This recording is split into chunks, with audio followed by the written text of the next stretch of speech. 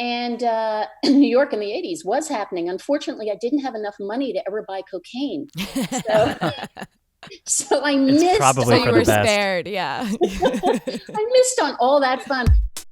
Hey, welcome to Tip and Tell, baby. A casual conversation with professional artists. I'm your host, Sid Williams. Thank you so much for having me. Thank I really you so appreciate much. this. Yeah, we're so excited for you, and you have such a unique journey. We were just talking how we're really excited to see how it all got started for you.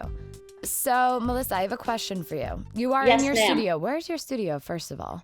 So I normally live and work in New York City. Okay. And for 20 years, my husband and I have had this house up in the Catskills Oh, amazing.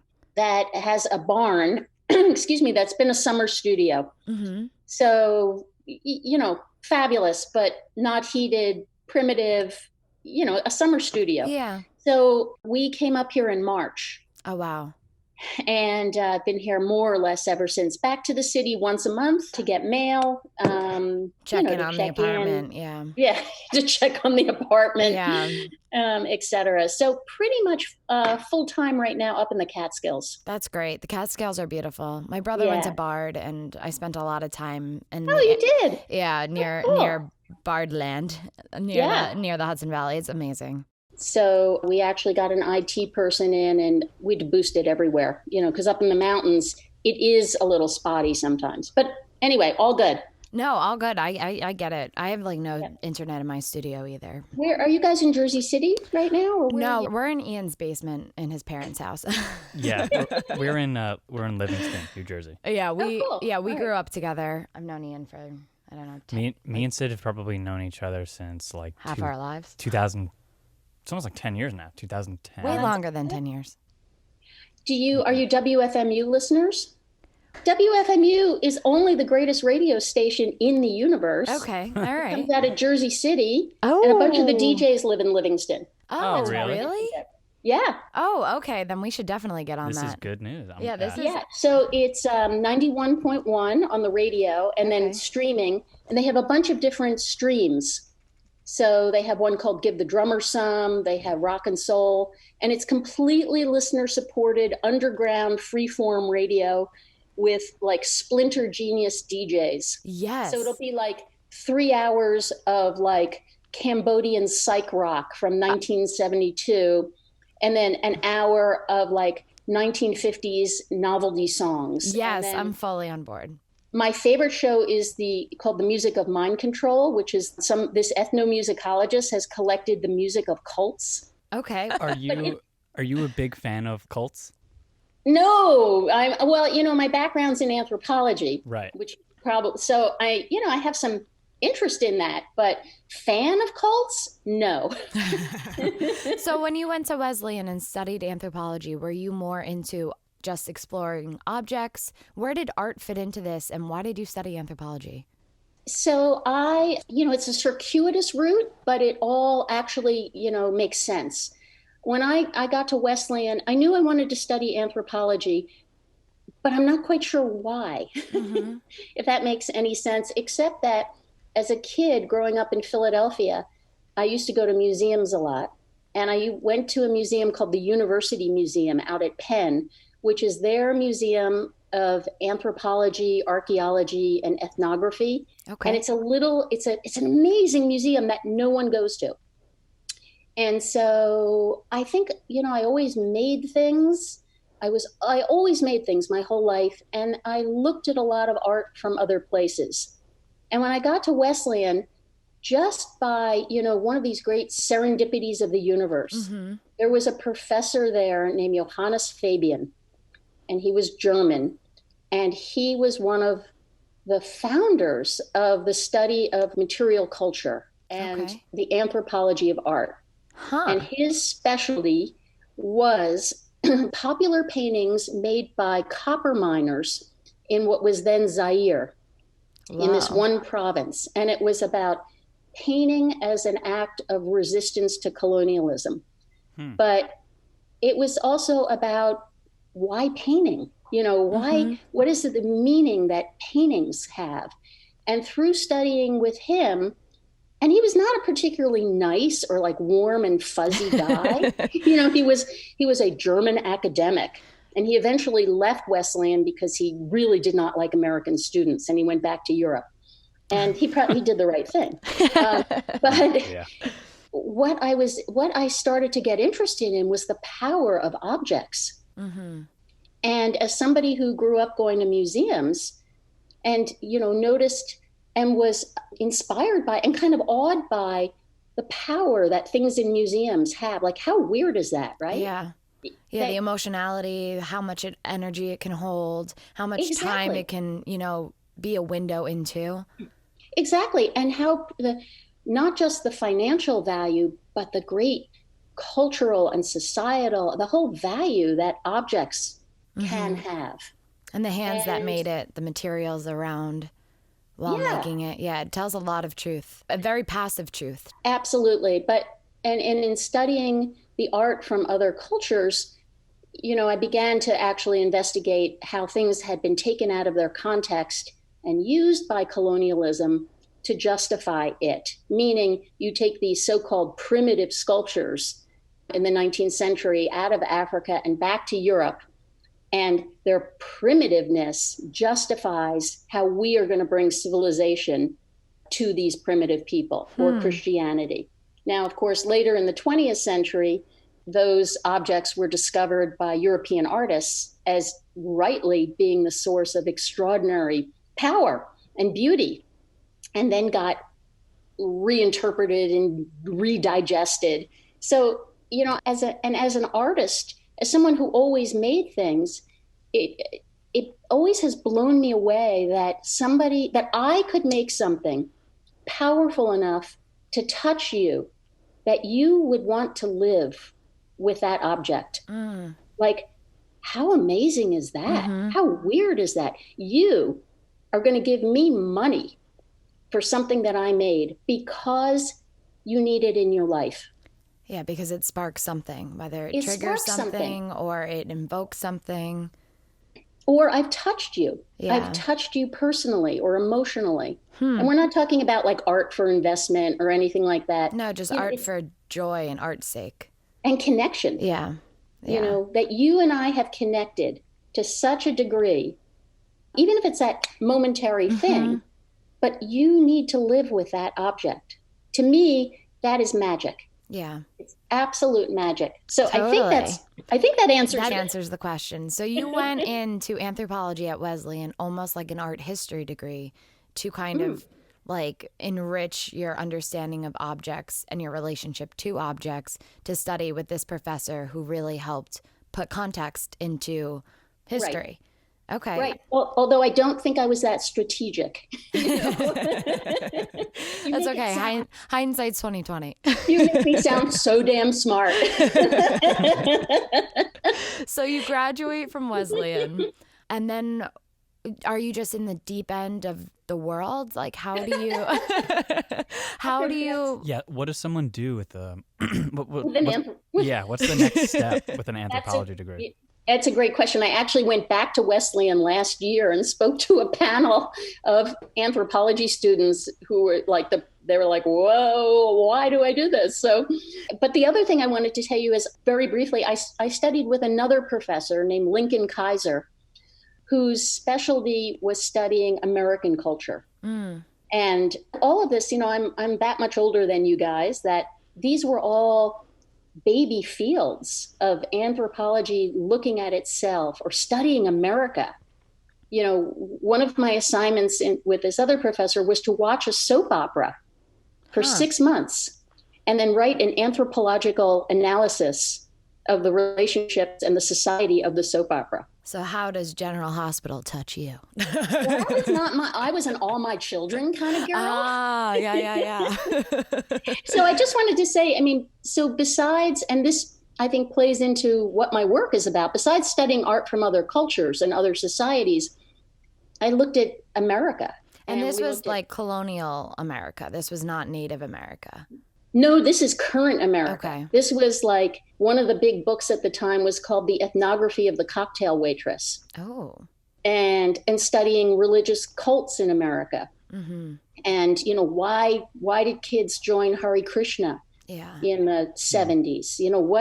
How do you look at where America was at in the context of anthropology in a bigger world? And I bring it up only because it relates a lot to my use of images from old Life magazines and my images that are kind of tidbits and flotsam and jetsam of American culture. I wish this whole podcast could be about this, because I'm so interested in the cyclical nature of culture and how, like, the 60s and the 70s and the Industrial Revolution and TV dinners and whatever is now like repeating in social media, and the disconnection between then is really very prominent now.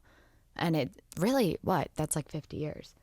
That's not that long. 50, 60 years of a whole cycle. This is like a future panel or a future other conversation. Yeah, this is definitely a future other conversation, because I'm very interested in this. And how the power of publications as Life magazine made Jackson Pollock, right? And now I have that issue of Life magazine from 1950 something. That's awesome. That is about, I think they called him the Mad Dripper. Oh, he was just like the all-American boy that you can come from nothing. You can come from and be this, explosive figure in the art world. And for me, more interestingly, is the images of America from advertising in Life magazines of men and women and children. There's not much race because there's almost no images in Black people or brown people or, anything but this iconic American family. And so those images in advertising were influenced by and then influenced, I think, everything that happened subsequently. So that also plays around in my head and my work. But to get back to your question, you graduate from Wesleyan, you go home to your parents' house, you sit there for 2 days and go, what the fuck do I do now? Exactly. I can relate. We haven't left the parents' house. It's 3 years. It's 3 years later. And I'm 4 years out. I'm still wondering. Well, you should have studied anthropology. You're probably right. I moved to New York. I had got jobs. I mean, the first job I had was working as a personal assistant to a famous person in the art world who I can't name, who was horrible and really one of the worst bosses. It's interesting to work for famous people. Mm-hmm. And I floundered. I worked. I had a cheap apartment in the East Village when you could do that. Yeah. I found a place to make art at night called Greenwich House Pottery, where I could make sculptures. I worked a shit job. I mean, basically, I was a secretary, which I was terrible at. I mean, terrible. And, tried to figure it out. And then eventually I started working for photographers. I had studied photography at Wesleyan, so I had skills. Mm-hmm. And the only thing I ever say, when I teach a lot is, have a skill, have something. And I could do great darkroom work. Okay. And I actually liked it, and it was creative. So I worked for photographers. I did what people do. You drift, you have jobs. You stitch a bunch of things together. Exactly. And then eventually I realized after, 2 or 3 years, I was just going around in circles. Mm-hmm. I was doing any of what people now still do. Yeah, you find a job to subsist. Your pay is just making your rent, even back then. And I decided I needed to go to graduate school, and I had no parental support. My parents were nice, but they didn't want you to be an artist. What's that? Did they want you to be an artist? No. I should add that I made things growing up my entire life, and when it came time to go to college, my parents refused to let me go to art school. And, was Wesleyan the kind of the bridge between a liberal arts education and not quite like an art school, but abroad? I had no idea what Wesleyan was. I never visited before I went there. I never showed up. I went to hippie high school. I want to get back to where you went to high school and what you did, but I was wondering how you chose New York over Philadelphia when you graduated college. Oh, because I left Philadelphia for college and vowed I was never going to move back. Mm-hmm. Philadelphia is a lovely city, and it's much nicer now. And, it's full of ex-New Yorkers who are moving there. And it's a cool city. Yeah. My parents grew up in Philadelphia and never left. All of my friends, most of my friends from high school never left. Mm-hmm. Do you have siblings? No, I'm an only child. Okay. Why would I go back to Philadelphia? Nothing. Yeah. I don't mean to sound hostile, but I was like, why would I go there? Yeah. I mean, New York is also really happening in the 70s. Yeah, well, this is the 80s now. Yeah, the 80s, yeah. I'm not that old. Sorry. And New York in the 80s was happening. Unfortunately, I didn't have enough money to ever buy cocaine. So I missed. So you were spared, yeah. I missed on all that fun. I went to CBGB's and I fucking got carded. And I hadn't. That's about the most unpunk thing I've ever heard. Exactly. Because in those days, I don't know what you do now. You didn't bring your, a wallet or anything to a club or bar. So anyway, so I went to hippie high school that was preparing us to make revolution or move to farms and, go back to the land. So when it came time to go to college, there was no college counseling. There was nothing. And I've been very lucky. I had a great science teacher in high school who said, "You're really smart. You should go to college." That's great. He said, "You should look at this school called Wesleyan because I didn't get in there." And I was like, "Okay." And Wesleyan's cool. It has farms. It has a liberal. Yeah. It's in Connecticut. Yeah, it was. I mean, it was a very good. It was a perfect place for me. Mm-hmm. Totally. And they did then, and they still have. They have no distribution requirements. I don't know if Bard is the same, but you could go to Wesleyan and take whatever you want. I don't know if Bard's the same. I know Bard has a very unusual curriculum. Right. Or you have to do a senior project. I didn't go to Bard. I went to University of Vermont, but I spent my last 2 years of high school hanging out with my brother at Bard. I don't know. Oh, you said your brother went to Bard. Yeah, my brother. No. I even went to college classes at Bard because I was just like, oh, I want to see what this is like. But it's pretty cool there. Yeah, I was a mountain lady. I wanted to go north. UVM's wonderful. Yeah, it is. It's great. Burlington is awesome. Yeah, exactly. And I was into that jam music scene. Yeah, cool. But, is what it is. So I then thought, okay, I need to get out of New York. I mean, at that point, it was like I'm in a circle. I can't get out. I just keep working. At that point, they weren't terrible shit jobs, but they weren't doing anything and trying to make art at night. And I got a list of art schools, art graduate programs that didn't require GREs. Okay. Because I felt at that point, and I still feel, that you should not have to take a GRE to go to graduate school in art. Mm-hmm. I agree with that. And of course, I had no portfolio because I had never been to art school. And I put together a very crude portfolio of my artwork from high school. And basically, I got into grad school with my high school artwork. Interesting. And I got a scholarship. That's great. Which was a godsend. It was a horrible grad program. It was at SUNY New Paltz. Cold. And it was at a time when there was a whole generation. All our professors were male. Many of them we had to call Mr., like Mr. Green. A lot of them were treading water, waiting to retire. And was this centered around like picture generation stuff? It was the professors or the program? The program. Or in the There was no program. There was no program. There was no program. Basically, I got in for ceramics, and the ceramics program was towards being a production potter and making blue and brown mugs. And, and I showed up making these giant figures with tree branches, and it was not a good fit. But I needed to get out of New York. I needed to do nothing but make art for 2 years, and that's what I did. That's great. And very slowly began to figure out who I was as an artist. And one of my professors had a wife at that point who had a gallery in the East Village. She saw my work, started to sell some of my work in the East Village, and very slowly I started to then have a career, as a real working artist. That's great. This was post-graduate school or during graduate school? This was postgraduate school for a few years. At that point, I moved to San Francisco, and I had a studio at a place called the Hunters Point Naval Shipyard, which was an old World War II shipbuilding facility right on the San Francisco Bay. I mean, one of the most beautiful places. It also happened to be a super fun toxic waste site. Gotta love it. Can't have the good without the bad. Exactly.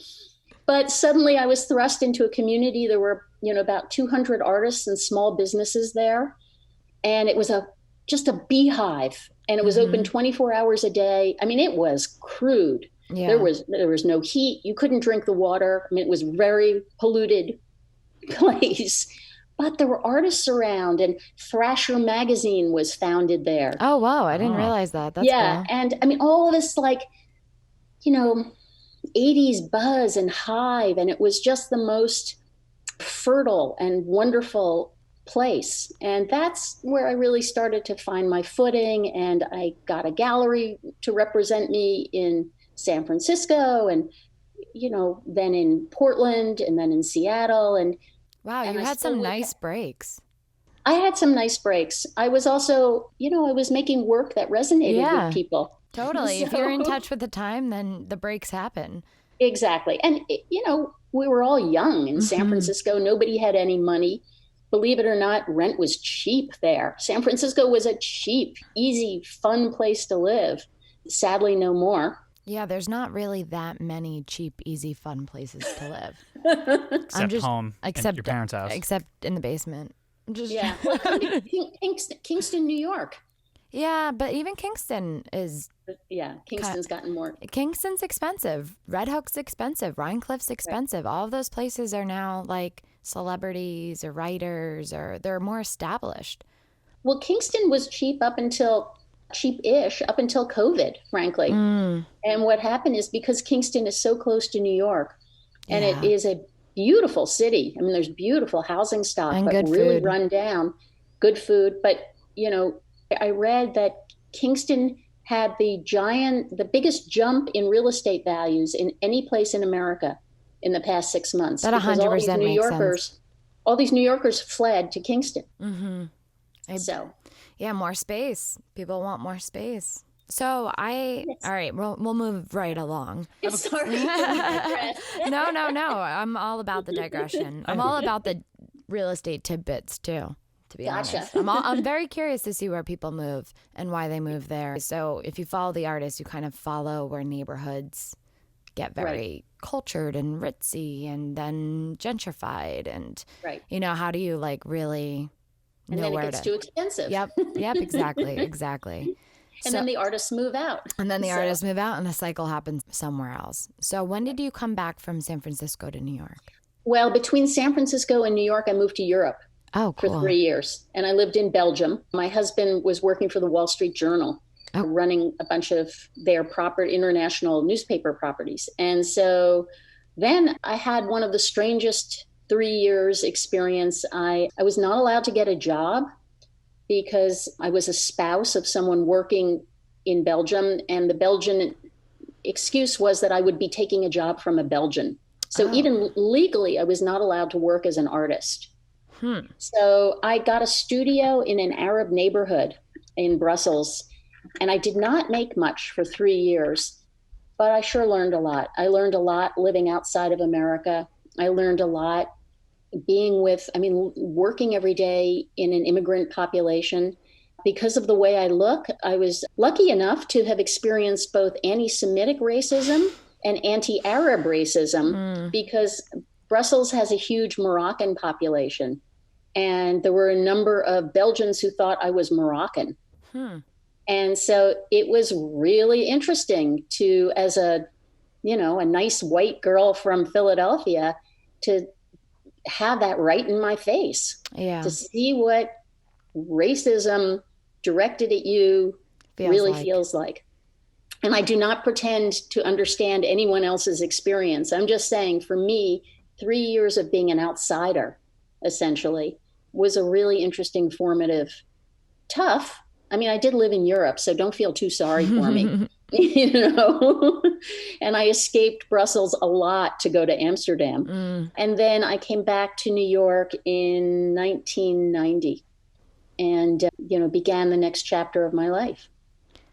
Yeah, Ian and I were chatting before, and we were wondering how you balance being an art critic, writer. You throw education in there so beautifully. Thank you. Well, I do love to teach. I do. I don't teach children. For 16 years, I taught continuing education in New York. I taught adults. I taught a non-credit mixed material sculpture class. And so the people I had coming to my class had a passion for making things. They weren't getting a grade. They weren't getting a degree. They just needed to make things. And so in a way, it was an extension of things I studied and I've talked about anthropology. They had such a desire to make objects that, they would schlep to my class on a freezing cold January Thursday night because they needed to make art. And I've taught at NYU, I've taught at SVA, I've taught, all Parsons, all around the city. And in some ways, continuing education is my favorite thing to teach. Also, when you're teaching adults, even like you guys, you now have a wealth of experience that you didn't have 3 or 4 or 5 years ago. True. How did you come to terms with space and materiality? Geez, thank you. What an amazing question. Hard question. I don't know in a way. So my graduate school training was really terrible. And I basically stopped going to classes. And all I did was I showed up and produced a thesis show, and they gave me my MFA. That's crazy. So I didn't, which was fine. Yeah, more power to you. Yeah, I am a determined sucker. So I don't feel like I learned a lot, which was good and bad. There's stuff I really wish I knew how to do, like woodworking. But I also didn't learn a lot about the rules and now that I teach in art schools, it's all full of dogma and ideology and such bullshit. I'm really very much against art schools in many ways, even though I teach them. So when I was in San Francisco and just finding my way and working, I would make sculptures and I would draw and paint on them because I never worked. I did glaze is for pots. Glaze is great. Glaze is a whole ceramic tradition that I never felt any connection with. To me, I was working in clay as a material of sculpture. It's like a chameleon. Clay can be anything. I can make it look like wood or stone. You can make it look like silk. Yeah. It's such a beautiful material that just morphs into whatever you want to do with it. So it seemed quite natural to paint and draw on it. And I can control the colors and the line. And then in my off moments, or if I was waiting for something to dry, I would draw. I think most artwork is like somebody's handwriting, in that if you look at anything I do, you probably be able to see my hand in it. And the drawings started to become more serious to me and more interesting, and I could do things in drawing that I couldn't do in 3D. And then I gradually began to start showing them. And I noticed, again, not strategically, but there was beginning to be quite a dance between the 2D and the 3D work. I didn't make drawings of sculptures and I didn't make sculptures of drawings, but they began to talk to each other. That's great. In an increasingly important way. That's great. It's kind of like words and thoughts. They talk to each other, but if words were sculptures and thoughts were drawings, you kind of can see the relationship, but they're not of each other. Exactly. They're catalysts. But they're completely connected. I mean, not surprisingly, but I need the connection. Okay. That's and cool. So over the years, I work the surfaces of the sculptures with great drawing detail. You know, I draw and I cover it with layers. And then in the drawings, I do the same thing. You can see ghosts of drawings past underneath. So I'm working in similar but different materials in different directions at the same time. I don't know if that makes any sense. Yeah. But it's super fun. Besides all this other talk, I mean, the thing that rarely doesn't get as much talked about as much, is it's fun. Mm-hmm. And not every moment of being a professional artist is fun. In fact, much of it is not fun. For everybody who has the romantic idea of the artistic life, it's a job in many ways. But making things is so much fun. That's true. And so working in those different materials gives me great joy.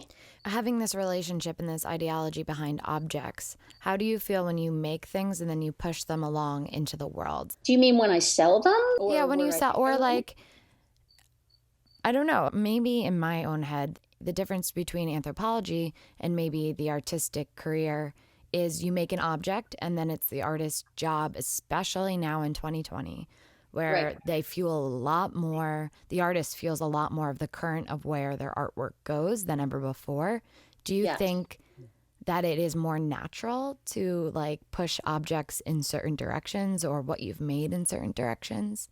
I guess I don't. Again, I've just never been very strategic. In that way, maybe I'm not fully understanding your question. I mean, I don't. I try. There are things I hold on to. Mm-hmm. There are things that every artist makes that they decide never to sell. Mm-hmm. It has a resonance. It was a time or a place, but I do look at my job as to put art out in the world and make you buy it. Yeah, totally. Or make or have it in a museum. So when that happens, I'm, thrilled and overjoyed, and oh my God, that's the best. It's delightful.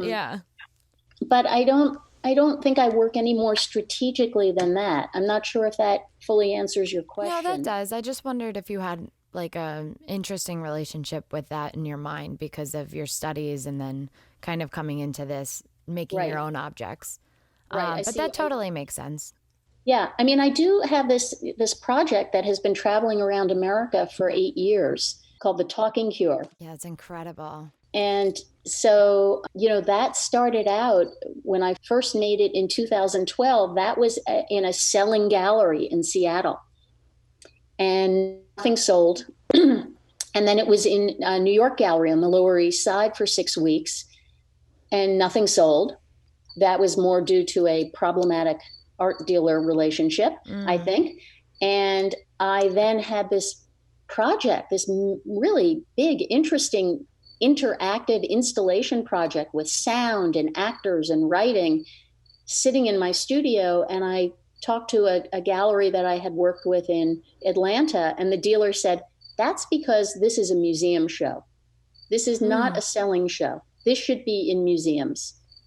And she helped me connect with and understand how shows and projects go to museums. And it's a project that has traveled around the country, as I said, since 2012. Congratulations. Oh, thank you. It's been an amazing experience. And so it actually opened my eyes to the idea of making things that weren't for sale, that weren't part of the gallery model, that were about bigger projects, mostly with community engagement. And a radio producer, a friend of mine, and I concocted an idea to do another show dealing with how people remember myths and fairy tales and how those get retold. And so we pursued a project where she would collect stories from different populations in New York. And then I would interpret them visually. And we had a whole, again, a community engagement aspect of it. And we pursued that. And eventually we just had to put it by the side because we both had other commitments. But I am very interested. I would love to do another collaboration. I would love to do another project that isn't about the market, that is more about the experience. Yeah, the human experience. Exactly. That's the problem, is that's our whole life. We haven't we haven't quite broken into the market. All we have is experience. We can talk offline. So when you make something like the Talking Cure, do you have when you start it, is there an end in sight? Do you know how you're going to end it? Like, how do you know what your cutoff is with the sculptures, the works that fit into the exhibit? Well, the Talking Cure was a very particular project in that the cutoff date was getting everything ready for an exhibition and for a book publication, because the Talking Cure has a talking book that travels with it, meaning that the audio component of the installation is embedded in the book. So Cool. I had firm deadlines, which I love. Oh my God, deadlines, for an artist, for me at least, a deadline is a godsend. And then I randomly picked the number 12, which is not a number I like. I usually, I would go for 13, but I decided, and some of that you're going to, this is the other side of being an artist. Some of that was pagination, meaning that we were going to do this book and the printing costs change and are determined by how many pages you have. So 12, and I was fine with 12. So it's 12 sculptures, 12 drawings, 12 writers, and 12 actors. And at that point, the numerology was kind of interesting. Mm-hmm. And I'm not kind of weird about numbers or anything, but I like, why not enjoy the symmetry of numbers? And so my deadline was getting everything ready. I actually made 15 pieces for the Talking Cure because, and maybe I should explain what that is, but because I didn't want any of the writers, I didn't want a writer to come in and me to say, well, this is the last piece, you have to write about it. So there were always extras. Okay. And so briefly, if you don't mind, I'll tell you. No, please do. So, the question most people have when they look at my work is, what is it all about? What's it mean? And I found myself continually, and I still do, turning it back on people and saying, well, what do you think it's about? Which coincidentally is kind of what therapists say, right? How do you feel about this? And I thought I've always been more interested in dialogue than monologue. Like, besides me talking at you for 2 hours, I'm actually more interested in conversation. Mm-hmm. And so I'm more interested in the conversations that people bring to looking at my work than me telling them what to think. And I also have always been really intrigued by the phrase, the Talking Cure, and the whole idea that Freud figured out that talking could cure you. Yeah. Like, that, I don't know how to say it. I just think it's kind of a funny thing. I mean, I'm a believer. Yeah. But that, the Talking Cure, it just always rattled around in my head, and phrases like that sometimes do. So I got this idea that I would invite 12 writers into the studio to each write a 3-minute monologue of what they thought my sculpture was thinking. And then I put out a casting call to professional actors, and the actors then got to choose which monologue they wanted to voice. And they got to summon up that character. And I had it professionally recorded by a buddy who then generated QR codes that are floating around in a cloud somewhere. And so when the exhibition travels, it has these QR codes. And when you hit it with your phone, it speaks. That's cool. And those are embedded in the book as well. The other part of the game is it almost was like Whisper Down the Lane. That old game, or you may have called it telephone, where it's you whisper something and it changes. And the idea of giving things away. So I gave away my sculptures to the writers. I did not tell them what to write. I didn't tell them what gender the piece was. I didn't tell them ethnicity. The only control I exercised was if somebody wrote something that I thought was offensive, or that I did not want to represent me. If that makes sense. So the writers could choose the piece they wanted. They could choose who it was, where they were in life, and make up a story. Then really the writers had to give away their writing to the actors. And, I actually had an experience where one of the writers said, well, you made that person a male. I meant that to be a female. And my attitude was, let it go. So it was all an experiment in letting it go. So it was my own little mini psych experiment. No, that's great. I think it's very hard as an artist to let things go and let them have their own life when it's time. Yeah. So it travels around to different museums, and it comes at this point with school curriculums. It has to be there for at least 3 months. Usually it stays 3 to 6 months. I come out to the museum and I work with different populations. We've worked with at-risk teenagers. We've worked with war veterans. We've worked with older people. We've worked with writers. And the idea is about talking about your feelings. I mean, that's what that's how the community uses it. It's the talking cure. So it's been super cool. What's that? I'm sorry? I said it's the talking cure.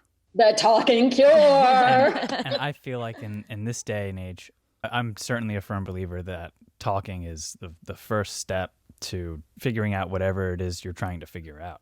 Yeah, 100%. Where? So it'll be interesting. It's in storage now, and it's supposed to go to 2 museums in 2021. Knock on my wooden head that everything opens COVID, and it's okay.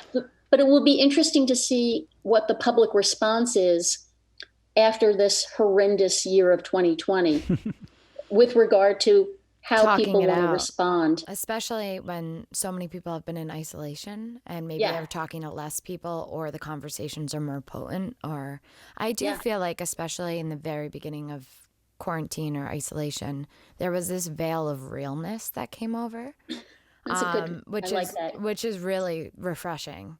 You know, people had to look at themselves, had to kind of stop the current of their own existence to see what they had built. Because a lot of people don't have that holistic, like 360 perspective of their lives. Granted, a lot of people aren't artists. A lot of people just kind of signed up for the lifestyle and they ride that stream until they die. Yeah. Also been really important for people, and this has maybe come out after, 5-6 months, to be able to say to somebody, I feel bad. Yeah.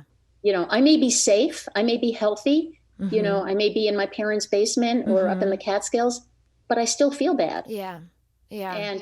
And I think there has been, at least in my world, a breakthrough or a series of breakthroughs with people who are actually saying, let me tell you how I feel. Yeah.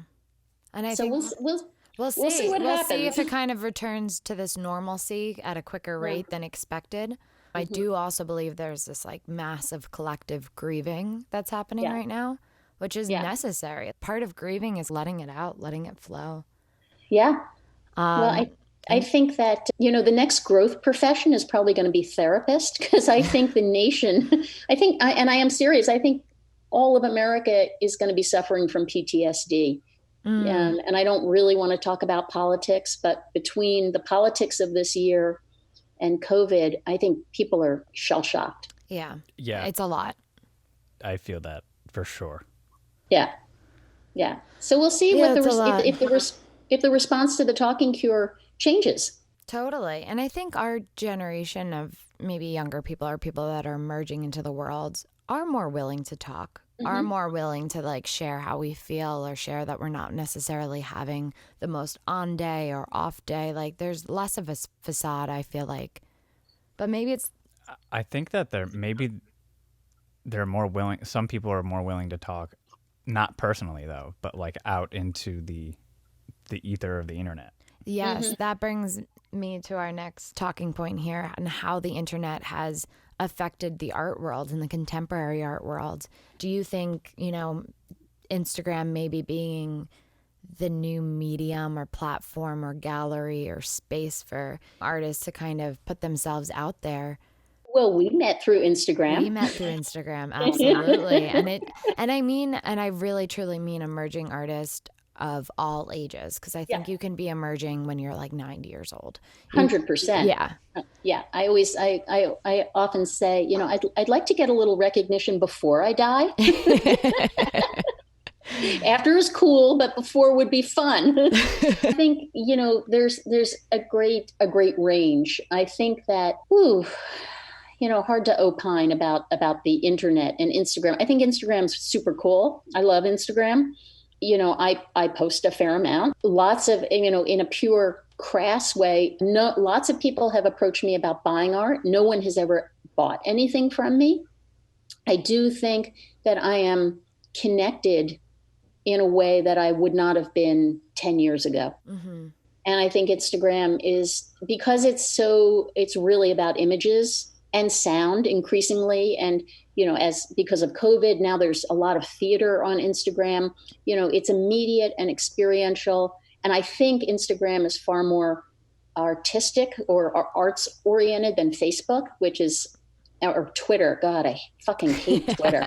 Twitter is fucking the devil. But anyway, it's a weird world, and it's, I think it's a little evil. But social media, I mean, I am connected partially through Facebook, and partially through Instagram. I mean, I am connected now to curators and people around the world that I never in a million years would have been able to connect with. Yeah. Now, you might say it's superficial. And in some ways it is, but you never know when it becomes something deeper. Yeah, this is no longer superficial. Yeah, exactly. We're like this. We're close now. No, but I'm joking, but it is true. We have now connected. Yeah. So I think the danger for young artists, if I may say, is that it's also easy to get kind of seduced by, what works with the algorithms, what's the flash. I mean, anybody who works the social media stuff with our visual artwork, you'll see, that, sometimes subtle works of art don't read as well on social media. Instagram likes faces. Instagram likes boldness. The art world is such a little pie, and there's so many people trying to take a bite out of it that becoming really fluent at social media, I think, can cause artwork to become shallower and more like oriented towards getting a click. Well, a lot of self-promotion's coming out of it. A lot of self-branding, and branding not only to be in a gallery, but to be successful and independent. Like, what does being independent mean? Right. And or to be an influencer. Or to be an influencer. And to have this experience of just kind of, I'm going to trade my life, because that's a lot of influencers have a lot of brands that come up to them and say, you're going to sell this. And then how much of your base is actually left? How much of you is actually left? What thoughts are yours anymore? So I think that it's a very dangerous game of putting yourself out there, and then also knowing that your viewer is going to internalize whatever you put out.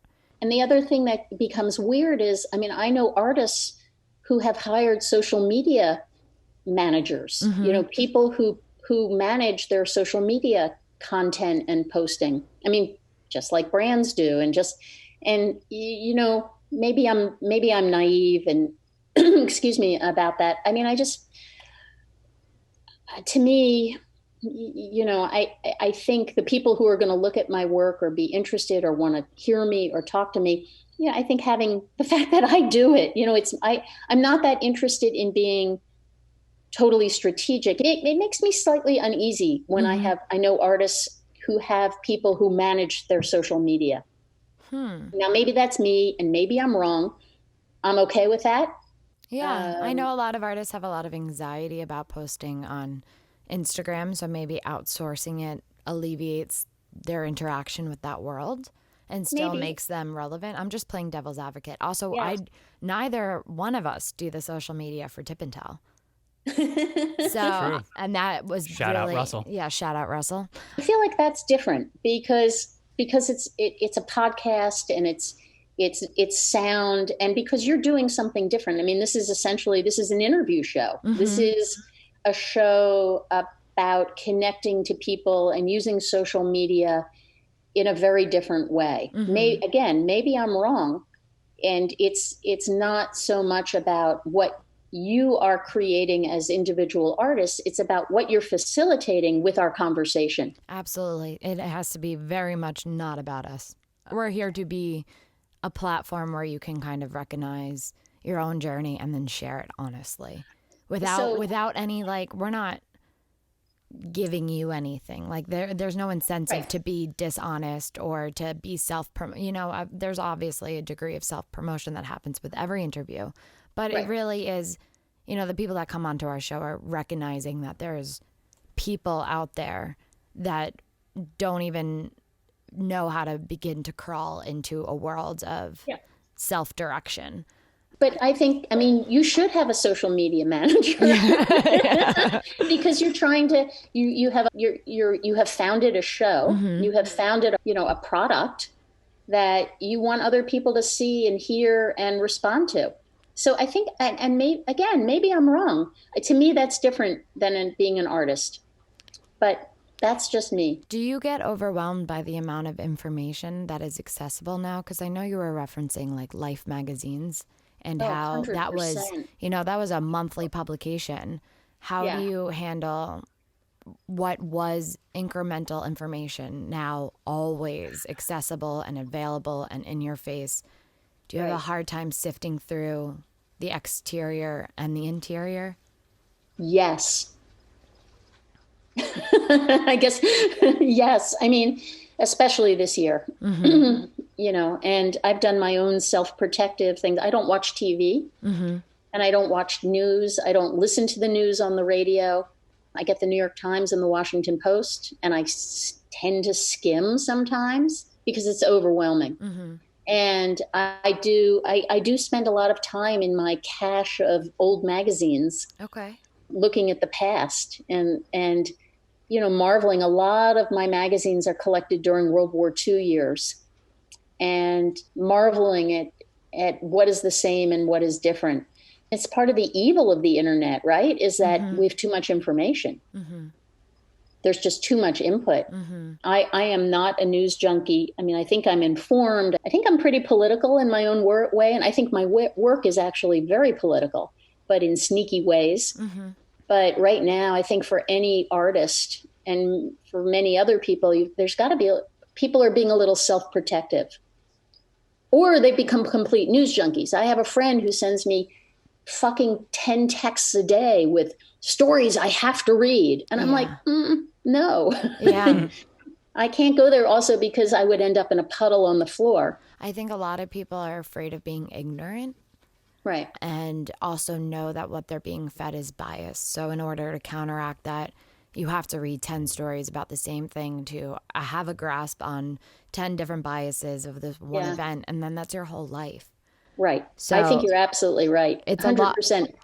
My problem is that to make art, it's not my problem, it's my life, that to make art, to really make art that I want to do, I want you to respond to, I have to be in touch with my interior life and my head and the jumble of things rattling around in there that really demands a little bit of a withdrawal from the world. Because so you can look at the world and not be in it. Yeah, or go back and think about, a lot of my work is based on memory and childhood and those experiences. And if I've got my knickers in a twist about some latest bullshit that Trump is pulling, my head is too full to then go back and think about what it was like wearing little Mary Jane shoes when I was a kid that express a lot of feelings about growing up as a girl. And ultimately, that's more what I want to make art about rather than, whatever horror is going on at this moment.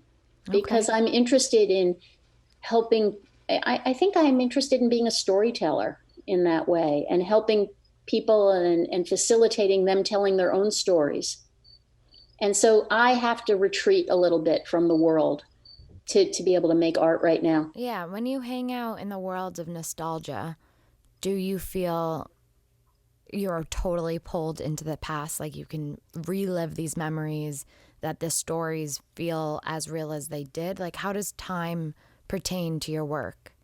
I don't get pulled in. I look at it with perspective and distance and think about, what an interesting thing it was that little girls of my era all wore these same black patent leather Mary Janes.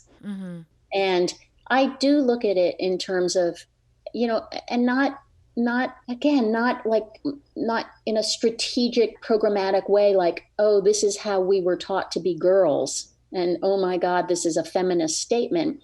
But in a more bemused and slightly distanced way, that so many women, I gave a little Zoom talk last week and talked about wearing these Mary Jane shoes. And all these women who were granted older than you guys were like, oh my God, I wore those shoes. So there is, again, the power of an object, and the power of an object to stir memory, to stir experience.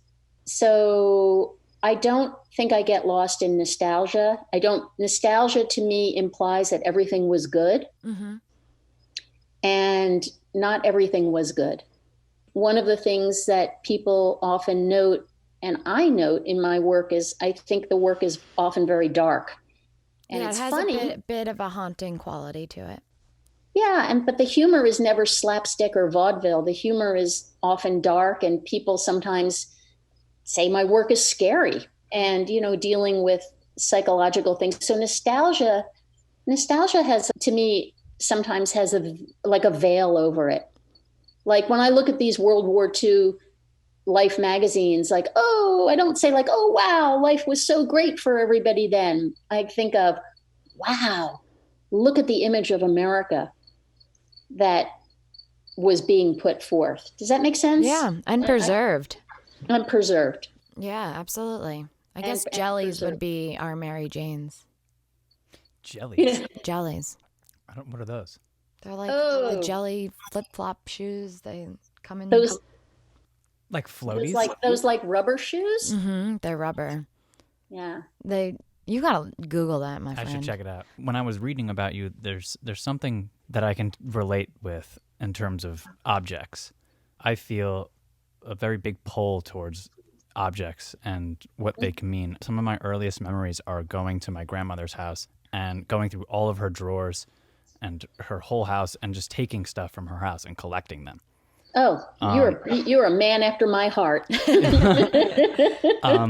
And it was every time I was there, every Father's Day, every holiday we spent there, I collected her whole house pretty much, and I still have a lot of those things. Was this Grandma Martha? Grandma Linda. Oh. She is that's herself. awesome. She's also a collector of objects. Her whole house is filled with antique clocks.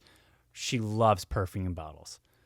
So, like, from an anthropological perspective, I don't even know if I'm saying it correctly. You're looking at the wrong person. I think it has a P. Thank you very much. Anthropological perspective. No, that's okay. I appreciate the correction.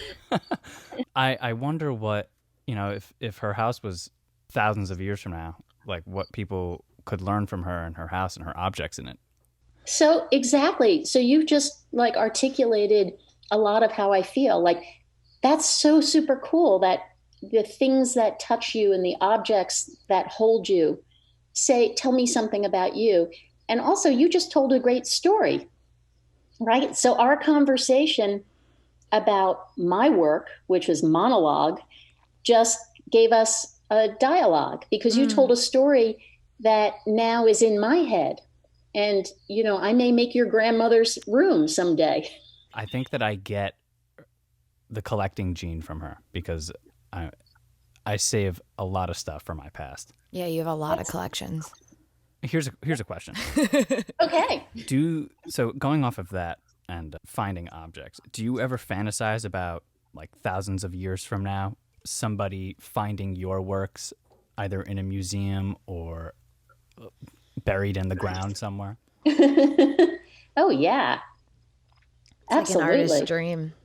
It is every artist's dream, absolutely. What I fear is that, somebody will burst into my studio in New York where, I've worked now for 20 years and like, think I'm a hoarder. That's my fear. Although there's now method to my madness. I mean, I do have things organized, but I do collect things. I do have to restrain myself from holding on to things, but sure, of course, I dream of somebody who doesn't know me finding something I've made and at least thinking about it. Yeah. I think an artist is somebody that really captures the time and space that they were alive in. Mm-hmm. So whether that, the phenomenon of the talking cure or the strange girl, like really finally we're coming up to seriously hitting with identity, sexuality, yes, gender, fluidity. This is I hope that this century is about acceptance of identity and being able to speak about your identity truthfully, in which has no backlash. So your objects could be the power of, this was the first generation where we could be questioning being little girls and being told to do this and that, and just questioning identity and sexuality and whatever. And I think the time and space that it holds is amazing. Well, it's interesting you brought it up, because the Strange Girls show, which I had in 2018 in New York City, was another example of something I made, and I did not have any idea the kind of resonance it would have with people. And, my definition of being a strange girl is anyone who feels like an outsider. Mm-hmm. So boys can be strange girls. And I wrote this little artist statement about it, and I was amazed at how many men came up to me at the show and was like, I'm a strange girl. And so a lot of it was about, girldom and growing up and that, but an awful lot of it, I think, was also about universal feelings that we all have growing up, or living currently in our skins, about who we are and our identities and the relationships between different genders. And so it was interesting. It was a really interesting experience in what that meant to people, strange girls. And do you know what, does that make any sense? Yeah, absolutely. Absolutely. And that so anyone trying to fit in. Yeah, trying to fit in, trying to be with the cool kids, trying to figure out how to navigate. I think that is mostly what it's about. And of course, boys and men and people, in between, or, whatever they are, everybody experiences this, and how do I find my people? Who are my people? And, what if my people turn out to be a bunch of mean girls who then turn on me? So it's, it's a whole whirlwind of experience. And so the next iteration of that was supposed to be Strange Girl Shanghai.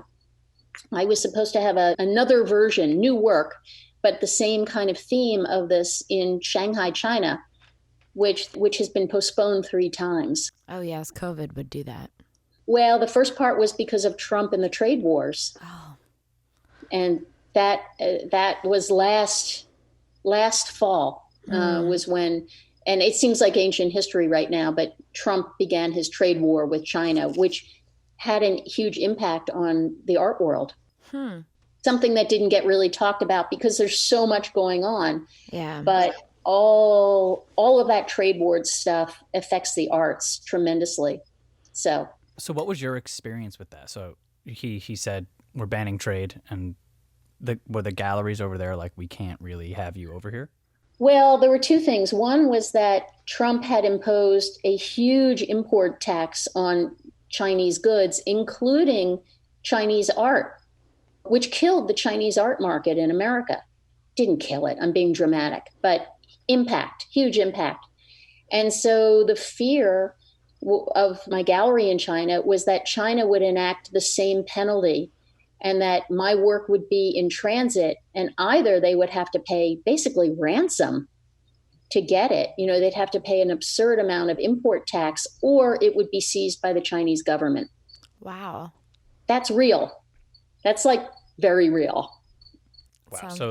So you made the decision to postpone and postpone it. And then it was going to be in April and they were smart. They were right that Trump was going to resolve and roll back some of those tariffs, to play to his base, basically, so Americans could have more goods.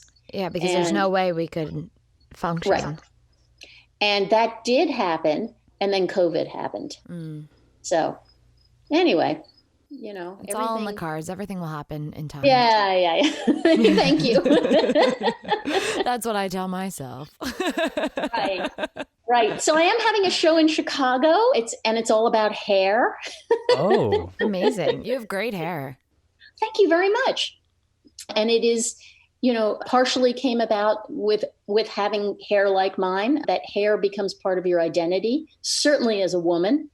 And the show is called Does She or Doesn't She? which is based on there used to be, I think it still exists. There was a product called Clairol hair coloring. And for decades and decades, it ran advertisements that were based on hair color so natural. People will say, does she or doesn't she? Meaning dye her hair. Yeah. But I love words, and I love words and titles that have different levels of meaning. So for me, the phrase, does she or doesn't she? I don't know. It resonated. It has a lot of mystery. It has a lot of possibilities. That will be opening for real objects in a real gallery in Chicago. That's very exciting. That's very exciting. Is this both drawings and sculptures? It'll be drawings and assemblage. An assemblage meaning it's a work that hangs on the wall. They're on wooden panels, but they pop into 3 dimensions. Mm-hmm. Assemblage is basically a 3-dimensional version of collage. Very cool. So it'll have objects, but not many freestanding sculptures. Okay, very cool. Yeah, thanks. That's very exciting. I mean, anything reopening now is exciting too. I mean, shows period are always exciting. I know. I mean, the question is, can I go there for the opening, and will there be an opening? And I'm being really good at denial right now, in that, like, I don't have to know that right now. A lot of acceptance. Exactly. Which is part of the grieving process, right? Absolutely. Yeah. Not a non-attachment. Exactly. So I was reading that you've had exhibitions in Asia, and I was wondering how you kind of got, or how your work made its way to Asia in the first place. Instagram. Boom. Bringing it back to our earlier conversation. Instagram. Absolutely. Oh, man. That's crazy. So maybe the world is going fully online. I think it's been there for a little bit. I don't know how, like, we're young and late at the same time. I just don't understand it. So basically, I mean, this gallery in Shanghai saw my work on Instagram and contacted me. And it turned out that we actually knew a lot of people in common personally. There's no way I would strike up a business relationship that far away unless I had a personal connection or somebody who could say, yeah, these guys are for real. Yeah, this is not a scam. Right, because that's the other part. I mean, there are a lot of scams on Instagram. There's a lot of scams on social media. Totally. But the miracle of Instagram, boom, there you go.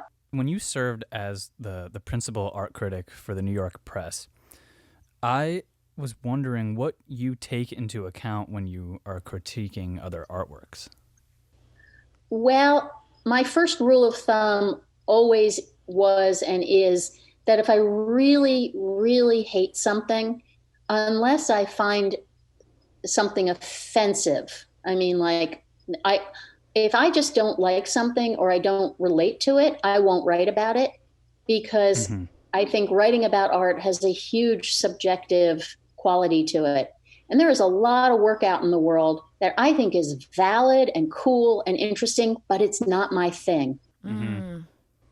So why would I write about something? I don't want to be a cult of personality. There are many people who write about art who use it as a platform to opine. And, you may hate hard edge abstraction, but you're going to write about somebody's show because it gives you a chance to talk about you and what your feelings are. And I just don't, that's not who I am. Welcome to most art podcasts out there. Yeah.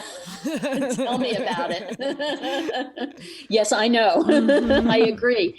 So I mean, the beauty of, being a freelancer and everything is that I have always gotten to write about things that interest me.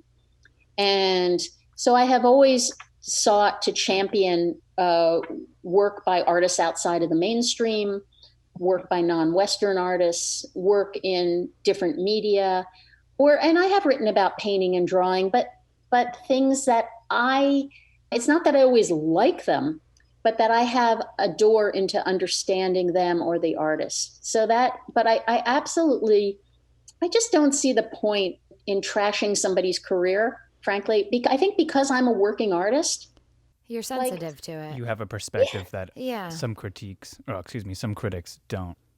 Absolutely. I mean, how devastating if I don't understand your work, right? I don't understand your work, but I write about it. Yeah. And I don't know how to talk about it, but I still am going to write about it because I have the power, and the power of art critics. I never stray from trying to be sensitive to the power of the press and the power of writing. And it's not that I write puff pieces or I'm always in love with something, but I refuse to destroy someone's career or contribute to that. That's amazing. It's very nice of you. It's very nice of you. I don't know if it's nice. I honestly try and live my life and treat people the way I'd want to be treated. Have a more investigative eye towards looking at somebody's work. Yeah. I mean, there are lots of people who don't get my work, and I would rather them not write about it. Mm-hmm. So, yeah, totally makes sense. Did you have a favorite exhibition you covered or as a journalist? Oh boy, there have been a number and reviews that I'm really proud of. I have to say there's an artist named Jim Shaw, and Jim Shaw had a show at Mass MoCA, maybe just 2 years ago, maybe something like that. And I had never really fully immersed myself in his work or really fully understood it. And man, I dove deep, and I was, the deeper I sat with the more I sat with the work, and I don't, somebody may say, well, you're totally off, but I felt like I connected with that work and understood it. Again, I didn't love everything, but man, what a vision. And I was very proud of that. And then a couple of years ago, in actually 2015, I went to Australia and at the Sydney Museum of Contemporary Art, I don't know what its actual name is, there was the first show in the Western Hemisphere of a British artist named Grayson Perry, who, again, somebody whose work I knew superficially. This was a fantastic show, beautifully installed and big, huge show. And I I connected with the work and the vision. And I think what I wrote, I'm very proud of what I wrote.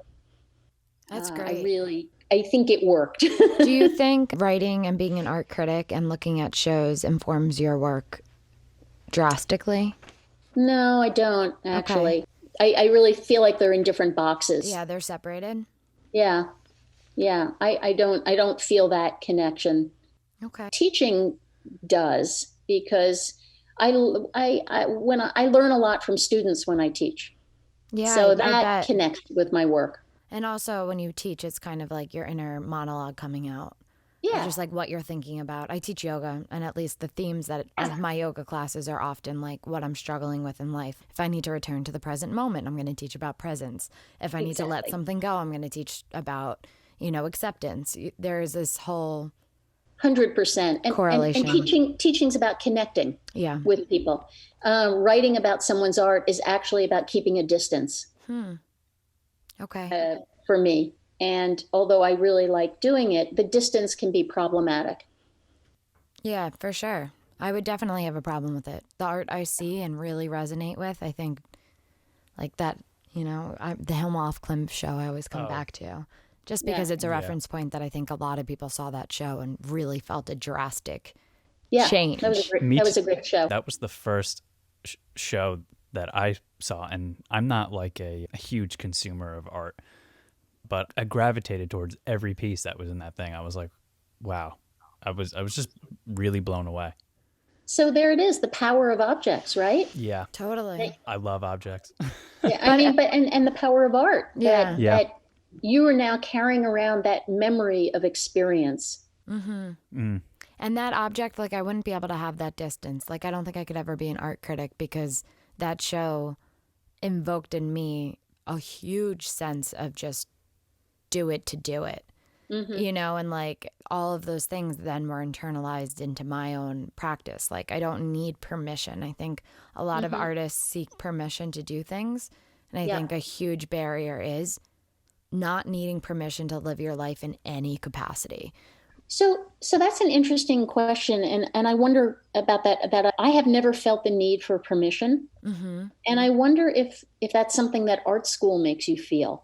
I wonder. I didn't go to art school either, though. Yeah. But I'm definitely the youngest, and my father's a judge, and I definitely had this, like growing up with asking permission to do things. Not that, I mean, I'm rebellious by nature. Like I do crazy, stupid shit all the time. Do you think that's because of being female, or do you think it's just how we're all raised? I think some males definitely ask for permission, whether they realize it or not. It's a talking cure question, right? Yes, yeah. This has just turned into deep therapy. Yeah, I was going to say. I mean, and I probably do ask for permission in ways that I you don't know. recognize. Yeah. Yeah, 100%. And maybe that's just it's innate. And maybe it's just how being raised in society. I mean, we all had parents, we all had families, we all were raised, you say please and thank you. Totally. Especially like in this day and age, asking for permission is like, if you don't ask for permission, your career could end. Yeah, there's a huge push of consent, and consent is permission. Right. And I fully am on board with consent. But it is this interesting relationship with how do we not step on too many people, but also say what we need to see and break boundaries. I think cancel culture and, like Hilma af Klint was not thinking about cancel culture. She was not thinking about permission. God, no. She was not thinking about people judging her. She was thinking about the mysteries and the deep truths of the world and how she naturally, intuitively seanced her way into these deep all-knowings. But she was also conscious of being ahead of her time. Well, are people going to get this? And I think ultimately she knew, no one's going to get this. She knew that she was well before her time. Right. I mean, I think a lot of us artists, worry or think about, and it's not, are people going to get it, or is what I'm saying making sense? Is it clear? Is it a message? And there are visionary artists, and I've written about a lot of self-taught artists and artists out of the mainstream. They're people who are just working from a different vision and a different place. I think she was a funny combination because she was not a savant. She was a educated, woman, and certainly involved in a lot of some ideologies and absolutely also working from a very deep personal place. Yes, absolutely. At the same time. But I do worry about artists' cancel culture in the visual art world. And it's a whole other conversation, but I do worry because part of making art is being willing to push buttons, to make people uncomfortable. My own work does not have much to do with violence or sexuality or things in that way. Again, I think it's sneakier, but I do worry that people are going to be canceling themselves or censoring themselves. And that makes us all suffer. Yes, it does. It makes the hard conversations, they have no reference point now. I think 100%. Objects help as contextualizing very difficult situations. Yeah. And that's a beautiful way of putting it. And also they spark conversations. And I think that's necessary. And if everything is sanitized and frankly, everything is politically stringent, I mean, then it becomes almost Stalinist. Oh, absolutely. Which is very scary. Even if we're all gray blobs and everything is safe and clean and censored, there's still going to be a group of people who are like, we're the cleanest, we're the safest, we are the most censored. So right. I agree. I think it's a slippery slope. Yeah, I totally agree. Ian's very interested in studio habits, especially 2020 studio habits. And we've kind of been liking to ask these questions on, do you have any bad habits as an artist? What do you define as bad? I mean, I've gotten into weird shit, in that, like, if I'm on some kind of fabulous roll in the studio, I'll wear the same clothes every day for a few days. I get that. But oh God, I can't believe I'm like publicly confessing this. I smoke pot, but I don't think that's a bad habit. I think that's a necessary habit. Bad habits. I don't know. I don't know how to define bad. Okay. I like that. That makes me super happy that it's just habitual. It's not necessarily bad or good. It just is. Yeah, it just is. I mean, I guess a bad habit would be something that's self-defeating. Yes, or just that is counterintuitive to your success. Right. That I mean, is, yeah, like if I go to the studio and I drink so much that I pass out every day, not great. that's probably a bad That's a bad habit. It's habit. not great. It's not. Yeah. It's definitely not great. I get it. I What- have outfits too. Like I'm very almost superstitious about my clothes Yeah. and the way they feel. Like I love feeling like something is right on my body. Well, certainly in the studio, there are, I mean, it's called magical thinking. I think there's certain, like, I'm like, that's not today's not an orange shirt day. You know, That's and it more has to amazing. do with color, Yeah, or maybe, or maybe, I don't know what, but that, I do get into that a little bit, totally. All right, I love it. There's something interesting about the clothing thing. It's like there's a lot of people, like, I mean, athletes, hockey players. I remember in high school, our hockey team they made it to like the semifinals, and they don't wash their pads. They didn't get haircuts. They didn't shave their faces. It's like that's I wonder what that is about humans. It's got to be habitual. It's like it's a really good question. It's a really interesting I mean, that's the kind of question that rattles around in my head for a long period of time, because it's I have to admit, I'm kind of mystified by humans. I'm mystified. And like, that's what you just said, that's one of those like really weird mysteries about people. Totally. I find the mysteries of like human relationships. I think part of being an artist and spending a lot of time by myself is I definitely re-roll the tapes in my head. Yeah. Maybe, and some of that is fuel. I mean, some of that is, and some of it can be counterproductive, I guess. But I do find things like that. I mean, I've heard things like athletes, getting into jags like that with their personal grooming, and it's fascinating. I don't know what that is. I think it's people's belief in magic or something, right? Maybe. Looking back and learning about your career as an artist and educator, it's pretty incredible. You have an ability to make work that resonates with people. I haven't seen any of your work in person, and I'd really love to see the Talking Cure in person. But it seems that you have an ability to just make, I don't want to say their sculptures are simplistic and that your work is simplistic, but it gets to the point, and people are able to just be affected by it like immediately. Yeah, it doesn't feel overworked. Well, thank you for those kind words. Seriously, that it really resonates, because I do spend a lot of time by myself, and being an artist is a weird thing to do and be. So thank you. That really means a lot to me. You're welcome. And I do think, I mean, the mistake that sometimes people think is like thinking my work is childlike, or that it's pretending to have an innocence. The simplest pieces are the hardest to make, right? Yes. Stripping it all away down to some essence, to the interplay between three lines or three shapes, or the shift of an eye. That's the hardest thing to do. It's much easier to work it to death, to work it. And sometimes I do. Sometimes I have to take a piece to a place where I go, what the fuck was I thinking? Oh my God, I've totally ruined this and this. And then I literally, sometimes I'll take a razor blade and scrape all the surfaces off. Or sometimes it's getting it to the place of being lost that gives me the hint of what it should really be. Oh, that's interesting. I mean, I often work by fucking up. Yeah, I'm the same way. Not on purpose, but sometimes I'll make a piece and I'll look and go, why did I ever think that was a good idea? And I go, okay, now here's where I begin. Do you have any huge influences or mentors or other artists that you like deeply look up to? Oh, so many. So many. I mean, I'll name, there's some that you'll go, I get it. I mean, like Philip Guston. Oh, yeah. Right? Yeah, the New York Studio School, too. He's charmed them with his work is beautiful. He lived about a quarter mile away from me up here. Oh, really? And I didn't know him. Yeah, very cool.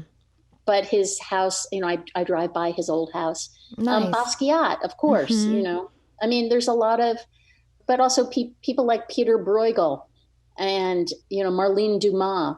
Judy Pfaff. Oh, I know Judy Pfaff's work, but I don't know the other two artists' work. But I'll look Marlene into Dumas them. is an artist from South Africa, Okay.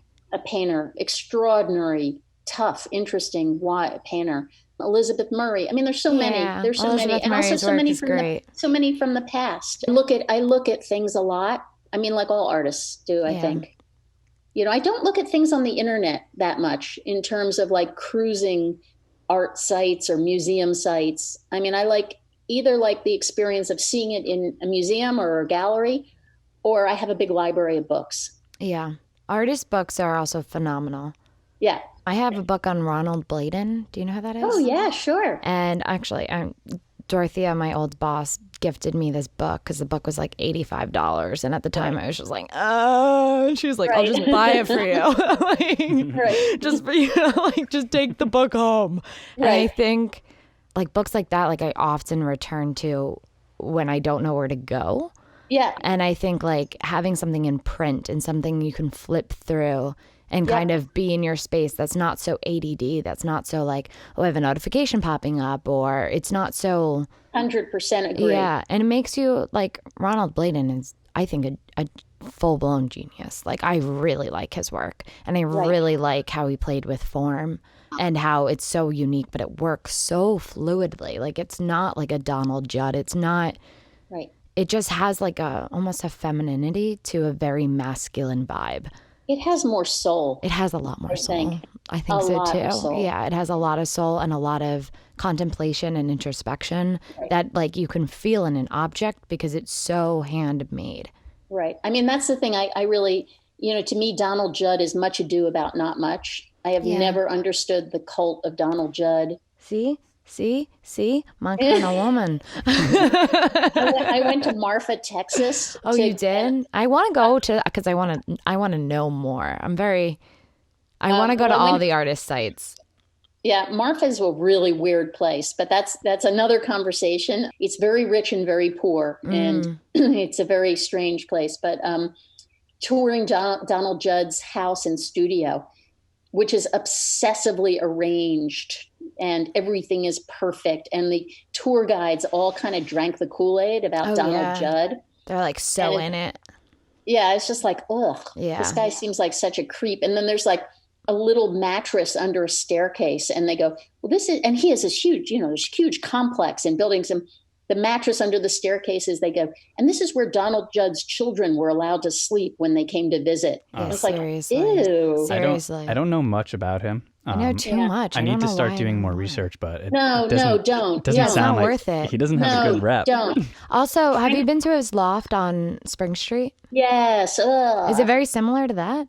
Yes. Okay. Except there's things like in Marfa, there's like Donald Judd's washing machine. Oh yeah, You know? yeah. And here's Donald Judd's laundry closet. And it's just like too obsessive. Let's talk about something we love. Yes, agreed. Not misogynistic man. I don't even care that I'm talking this much shit on him. Can we get back to objects for a second? Yeah, we can. 'Cause Sure. It's still something so I was wondering if you had a favorite object that you like to use or that you like to find other than the Time magazines.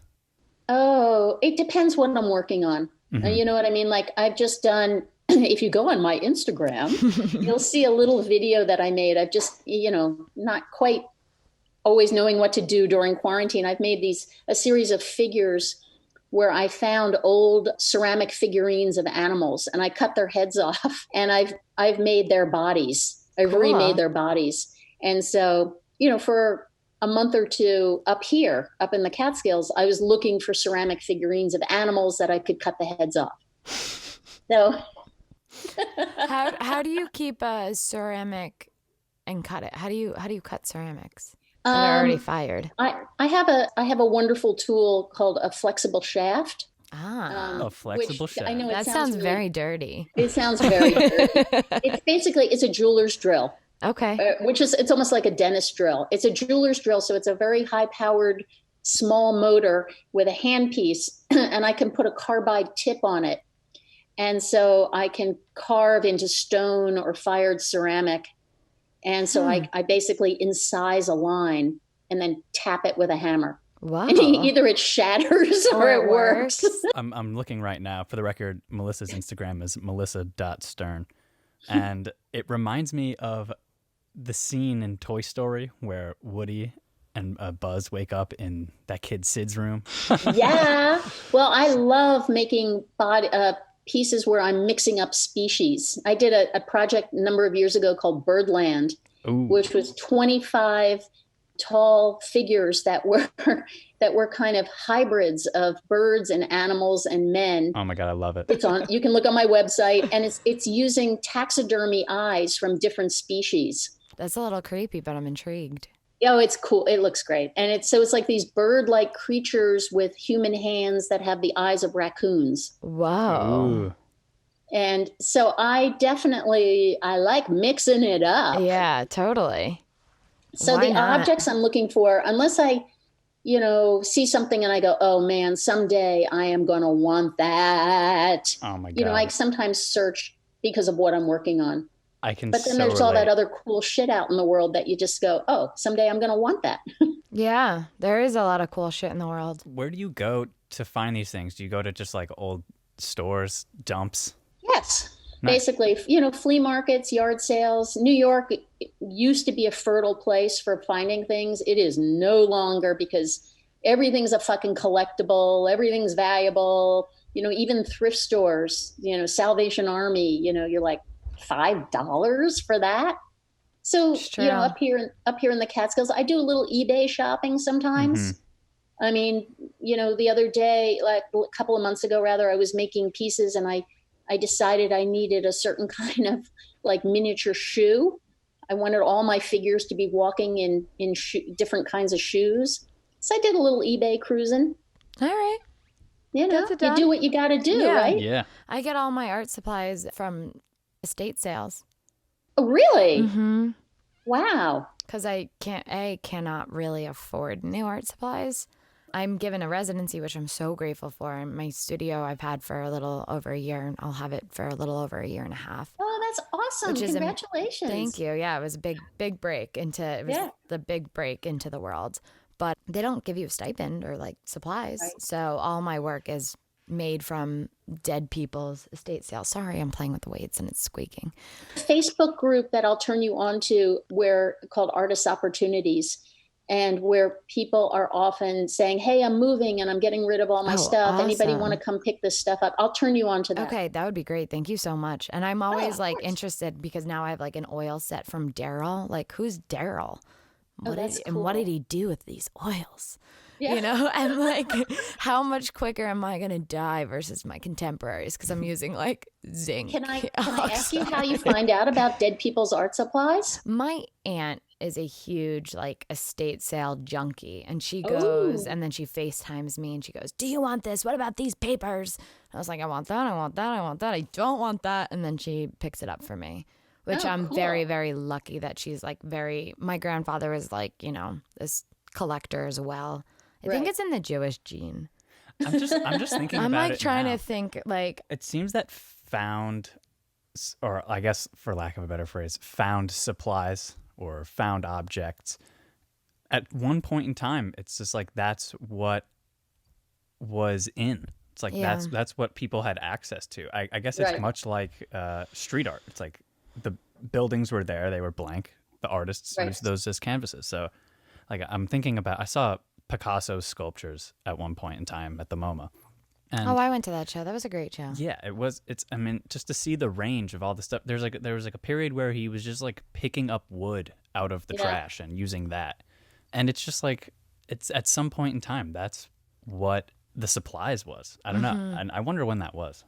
I think it's still happening. People use what they have.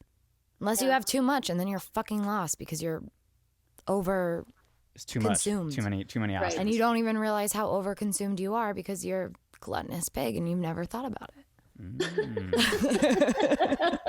So like I think there is this either like, when you have too much, it becomes a real like you're sludgy. Well, there's a whole other direction, which could be the burden of objects and how objects and things can tie you down. I mean, I experience it because my studio up here in the Catskills is not heated, I need to schlep everything back and forth to New York before it freezes, because you don't want your paint and all your stuff to freeze. And so twice a year, I mean, coming up here and then going back to the city, I'm like, oh God, why do I have so much stuff? Yeah, seriously. You know? Or when you die, it becomes a burden for, like, when my grandfather died, we had like all this shit. Yeah, well, when I die, I want to give you all my art supplies. I'll take it. Can we just make that a just public statement? Put me into your will. It's on the record. I'll take it all. Thank you so much, Melissa. I can see you appearing like in front of my family. Well, here it is on the podcast. Well, she said she was going to give me those oil sticks. yes. But I also think it is such an interesting to use other art supplies. Like, I'll get what a color palette was from somebody without ever seeing their paintings. Like, I'll understand. It's like their DNA. Yeah, I'll understand like what they used and how they used it and how they cared for their things and how they didn't, and what things missed the mark for what they cared about. Because some people will have sets and they'll like have impeccable brushes, but the way they cared for their paints is disgusting. So it's like, that's so interesting. It has been really an interesting, and then how much of it is like mine and how much is the energy of the hand of already in that brush. Or about palettes, I was just thinking that when you inherit my art supplies, you're going to find all these like virtually unopened tubes of brown paint. Amazing. Because every now and then I go, every artist has their own. Every now and then I go, I should try brown. Give me those burnt umbers, baby. I'll take them all. They got your name on them. No, I think I've got raw umber. I think burnt umber. Like, and I open up the brown paint. And I'm like, I don't understand this color. That's interesting. You will get a lot of brown paint when I die. That's really interesting. It's been really an interesting journey, because then it informs what colors I'm using just arbitrarily, or I'm mixing and matching these like dead people's or people that like it's really an interesting thing. Like, now what I think would be interesting then is to make that story a part of your work. Maybe, and that may not be your direction or what you're interested in, but here you are telling me this fabulous story about how you get your art supplies. And that, I don't know how one would do that, but that is like the backstory to what you make as an artist. That's kind of interesting. Yeah, I like it because I would like to think that we're moving towards more sustainability. Like, we've all reached this point where like we clearly have enough things and we have enough things for everybody. So how do we distribute the things? Right. And I think like that being so like underneath, like no one that looks at my work would know it's used supplies. Right. And then having it just be what fuels it is like, it's a nice sustainable act without giving up like really rich oils that I like to use. Well, I would imagine also sometimes you discover things that you wouldn't know. Yeah. I mean, you get colors and you go like, whoa, I totally. never really thought about pink. Like, oh shit. I'm not a pink person, and here I've got this pink paint. And then you go, whoa, okay. And I experiment with these really old solvents and like thinners, and it makes my work less scary. Like, I think when you have brand new things, you're like, okay, I just spent $150 on this. Right. How am I, like, I can't mess up. Like, this is like, all right, like like it's looser. I think one of the reasons that I've also always loved clay as a material is also it's a cheap material. Yeah. And I mean, I recycle my clay, and most artists who work with clay do. Before it's fired, you can recycle it. But also, it makes me less afraid of screwing up, because I'm like, this is not valuable. Yeah, that's amazing. I mean, clay is a story within itself. It's a story where you're working, where you source your clay, what the earth is like, how fertile the clay, like it's a bunch of different things. I don't know, precious woods or silver or gold, that would just inhibit me like crazy. Yeah, Gustav Klimt, like gold leaf. All the gold leaf. I'm just like, oy. Yeah.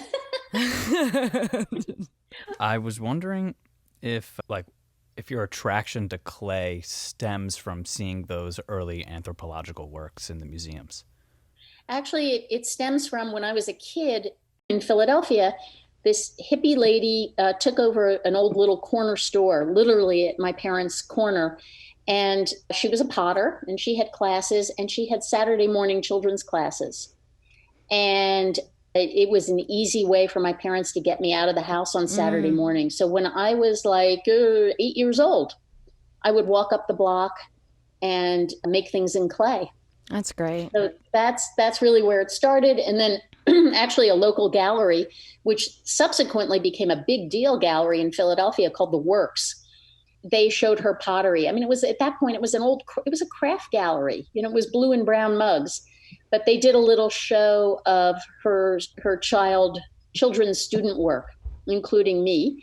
And, you know, I sold a piece for $4. So that was your first. That's really cute. That was exhibition. It. That's really cute. That was my first taste of craft. Melissa, you're fabulous. Thank you Oh so my much. gosh, thank you. Yeah, you're so great. Thank you so much for being on our show and reaching out and making it happen. We really appreciate geez, Louise, you guys are awesome. Thank you. Thank you. Really appreciate that. And let It's us know. fun. Yeah, give us your website, any plugs. My website is melissa-stern.com. And the Talking Cure is thetalkingcureproject.com. And I also have a blog that I don't keep up with very well, where I post my writing, and that's called Speaking in Tongues. Melissa Stern. I love that. Because if you go to Speaking in Tongues, you get into all sorts of weird religious shit. Amazing. Well, Melissa, thank you so much. And I hope to continue our relationship. And I would love that. Yeah. And I am serious about WFMU, and I do know people there and stuff. Okay. So hit me up by email and let's continue the conversation. yeah, we would love guys to have a platform. Yes. Totally should have a radio show. That'd be so Yeah, fun. that would be great. That'd be really and good. and we all met due to the miracle of Instagram. That's right. That's right. What are you gonna do, right? Yeah, what are you going to do? You can't help it. All right, have a wonderful day. Thanks, Melissa. You too. See you soon. See you soon. Bye. Mwah. Bye. Bye.